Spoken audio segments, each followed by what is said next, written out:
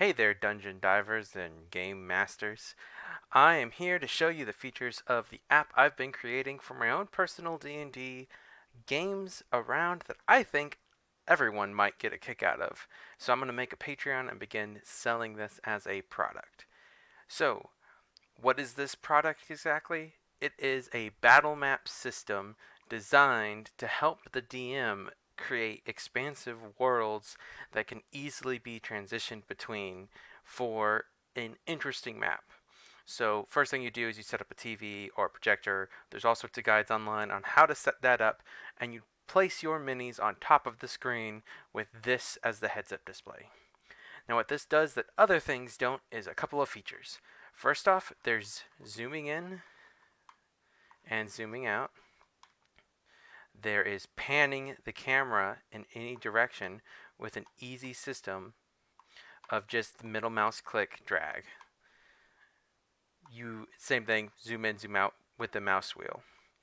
If you click with the left click on a building, it will remove the roof of the building to let you see inside. That way, you can easily have characters walking in and out of buildings. Later on, I plan to furnish the inside of the buildings, but for now, this is all just a proof of concept.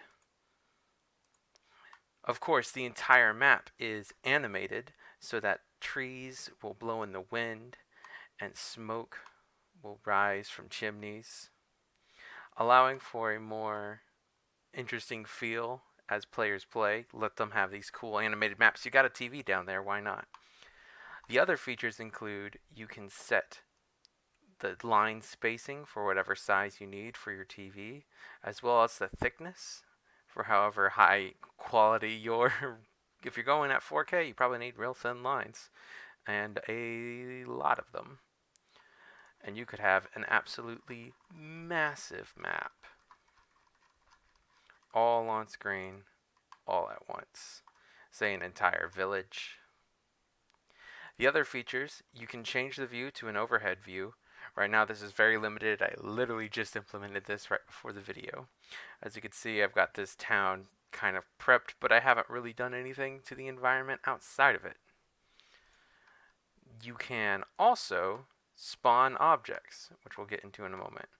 So here's water and sand for kind of a different view, perhaps something more of a road view with different trees littered throughout. Another thing you can do is spawn objects. Right now it's limited to spawning lights, which I currently have as torches. And as you can see, it's lighting up that shadow. While in an outdoor scene like this that doesn't have a whole lot of effect, inside of caves and areas you can dynamically add lights to the scene that correctly bounce the light around in such a way that you can explore, and you could drop fairy lights on spaces and move them and things like that nature. Another thing that's currently a work in progress feature is setting the time of day. You could change the angle of the light.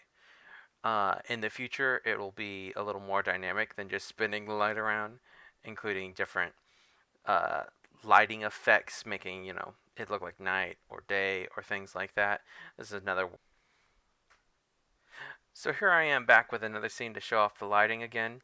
This one being a more dark dungeon for them to enter, based off of Matthew Colville's little tutorial of make your first dungeon.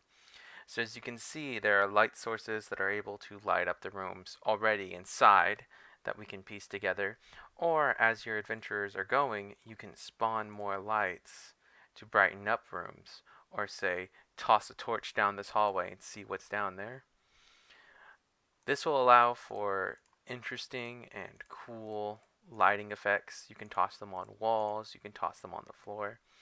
And then, as soon as your heroes go and begin to advance down the dungeon, you can simply pan over to the new area and let them continue their adventures into deeper and darker tunnels.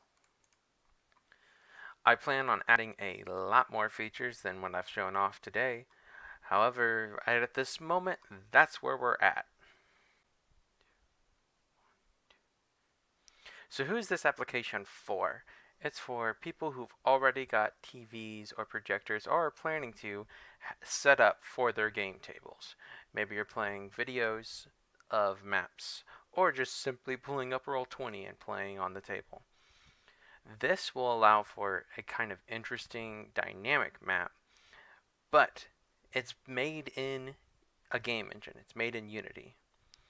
So you'll need a decent computer connected to it. Your laptop should be able to run this, but I suggest having decent computers going on so you can actually render this at decent frame rates and things like that.